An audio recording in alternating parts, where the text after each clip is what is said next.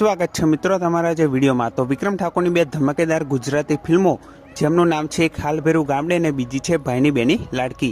તો હાલ ભેરું ગામડે ગુજરાતી ફિલ્મ જોજો એપ પર 13 માર્ચથી રિલીઝ થવાની છે। તો તમે આ ફિલ્મ 13 માર્ચથી જોજો એપ પર જોઈ શકશો। અને હવે ભાઈની બેની લાડકી ફિલ્મ વિશે વાત કરું તો આ ફિલ્મ હવે યુટ્યુબ પર જોતા હોય એવી રીતના જોવા મળવાની છે, કેમ કે જોજો એપ તરફથી ઓફિશિયલ કન્ફર્મ કરી દેવામાં આવ્યું છે કે ભાઈની બેની લાડકી ગુજરાતી ફિલ્મ જે 50 રૂપિયા ભરીને જોવા મળતી હતી તે હવે બિલકુલ ફ્રી જોવા મળવાની છે જોજો એપ પર। અને આ જોજો એપ તરફથી ઓફિશિયલ કન્ફર્મ કરી દેવામાં આવ્યું છે કે જોજો એપ પર ભાઈની બેની લાડકી ફિલ્મ ટૂંક સમયમાં ફ્રી જોવા મળવાની છે।